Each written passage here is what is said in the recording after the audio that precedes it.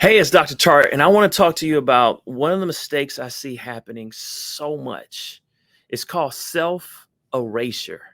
Self erasure. Now, I know you're saying, what is that?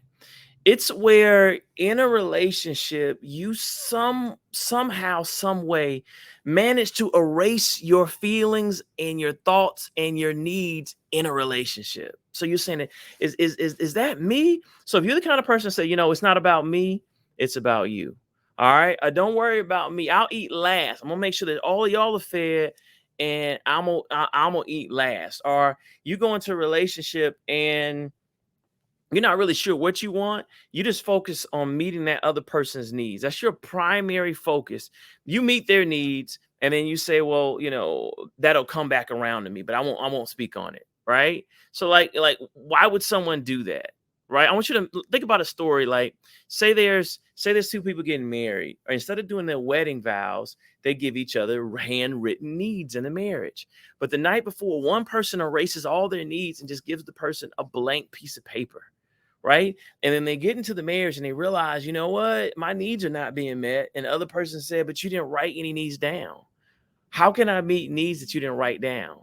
Now, why do we do that? We do that because a lot of us are averse to conflict. So we've had pain of past conflict. So I remember when I said this to my mom or my dad or an ex, and it led to a breakup or it led to arguing. Something happened so bad, I learned to erase my feelings and just try to keep the abuser happy. Try to keep the stronger person happy. Try to keep mom or dad or company, corporate America happy because I just want to avoid all that conflict. Another reason we do it is fear of losing out. What if I wrote my feelings down in at the altar, and then you said you want me to be kind and loving and faithful for the rest of my life, and I want you to enjoy sports. I want you to cook for me. What if you didn't like it and then you just left me? That's another reason we do it. And another reason to do it is lack of presence. You just don't know who you are. You don't know that you actually deserve these things for what you give, right? You're so used to giving and making other people happy, you have forgotten that you deserve to be happy too. You matter as well. So think about physics. If I'm actual matter, meaning you can see me, I'm a real person. All right, I'm made of mass and matter, right? Then if I don't show you myself and I don't say how I feel and what I think and what I need, how can you move like I matter? Right? So let's think about how we fix it. But just a quick little the second. A lot of times we talk about narcissists, and I've talked about narcissistic personality disorders. I've talked about people who are too selfish, but you know who they always are in relationships with? Always someone who's self-erased. Because see, if I erase myself, it's all about you, narcissist. If I erase myself, it's all about you, Mr. and Mrs. Selfish, right? It can be all about how you feel and how you want to move and none about me. So I'm just as guilty as you are. So if you're too selfish, I'm too selfless. If you're narcissistic, then I've erased. I have no existence. I'm not there. You think too highly of yourself. I don't think enough. So I want to replace that. All right, because I think that you see that, and sometimes we think that's being nice, but in reality, we're operating below our destiny in relationships. All right, because we're all guilty of doing it. There was one point in time I felt like if I look out for you, you'll look out for me, right? But how many of you has realized that what goes around does not come around sometimes if you're in a relationship with someone who's dysfunctional and too selfish?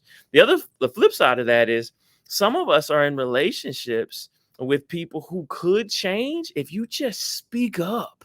If you just not erase that, we could have had a negotiation at the altar. You want me to cook every day? Okay, well, I need you to pay for the groceries. Okay, you need me to forgive? Okay, I need you to do some things that don't cause me to have to forgive you every single month about the same thing. All right. You want us to travel the world? Okay. I need you to have a flex, make enough money so that we can flex and move around like that. We can have negotiations to where we both matter. Now, here's how to do it because it's levels to this. 3 ways to level up when it comes to replacing erasing, all right, self erasing. And what I want you to do is replace it with highlighting, right? When you highlight something, you see it clearer, it jumps off the page. Number one, I want you to speak up, I want you to state your needs. All right. So, in a relationship, in a marriage, I need you to say kind words about me. I need you to affirm me. I need you when you're wrong to say, I am wrong for what I said this morning and I apologize versus you shutting down. I need you to do what's best. Speak up and state your needs so that people can see you and feel you and move like they see and feel you. They get you, right? And they can't get you if you don't state your needs. All right. And then number two, this next level, stand up during conflict. So a lot of times in conflict, we'll say, hey, you know what? I think this house is worth $400,000, right? And then the seller would say it's worth 500,000. And if you say, okay, I'll give you 500,000, you might have paid $100,000 more than what it was worth. But if you're able to stand up in conflict, if you're able to say, nah, I looked at the comps, I know what the market is, I know where we are, I know we're headed to a recession, so I know this equity is probably going to drop.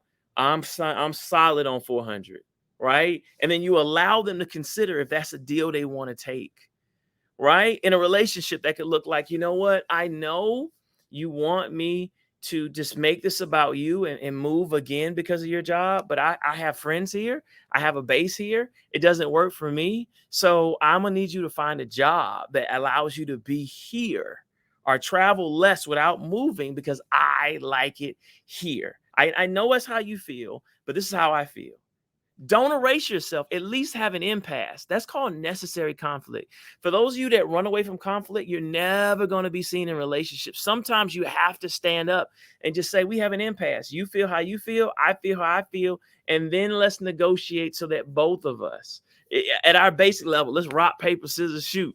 Let's do 50-50. If we move this time, then next time we get to move where I want to move. Or the next city we move to, that's it. Or you move and I stay. And then we have a long distance relationship.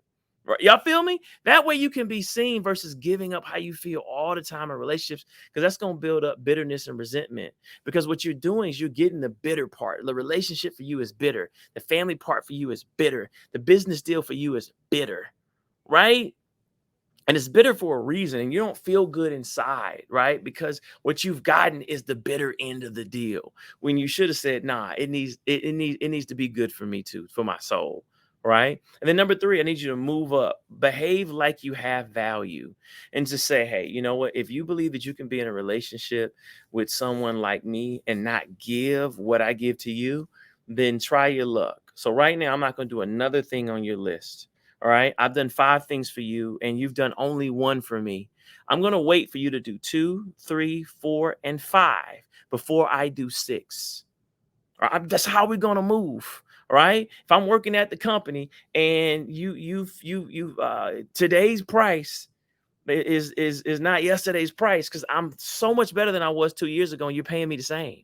I'm doing way more people's responsibility. People quit. I did their job too. So I'm hey, you don't want to pay me $180,000? That's cool. All right. I'm gonna start putting in my application based on my current skill set. And I bet you I can get 180 if that's my skill set. I can get 60. I can get 80. All right. And so what do? You go, you apply. They ask you in the interview, what will it take to have you? They give you the 80,000. You go back to your job and say, I have to quit because I'm getting more money. And what do? They end up offering you 83,000. All right. Or they say we can't afford to have you. And you go and you're better, but now you move like you're better. What I don't want you to do is stay in the relationship, mute it, stay in the company, stay beneath your destiny, and not move up. Right? That's how we lose ourselves. That's how we become depressed. It says in Exodus 33:15, if your present does not go with us, God, do not lead us up from here. Right? And basically what that means is that if this is not where you call me to be, if this is how can we have presence if we've erased ourselves?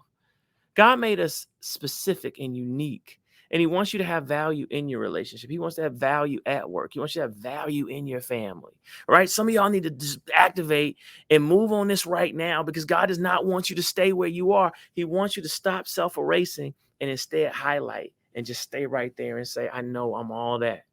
I know I'm worth it. I know I'm giving you more love than you're giving me. So reciprocate. I know I'm giving you more appreciation in this family than you're giving me. I know I'm doing more for you than you're doing for me. I check on you. You don't check for me. I'm worth $100,000 at this job. Other contemporaries doing what I do are getting 100 in other businesses. Pay me what I'm worth. You do that, my friends, and you'll be happier because people will see you, feel you, and then they'll behave like you matter, because you start having presence versus erasing yourself. Take care and God bless.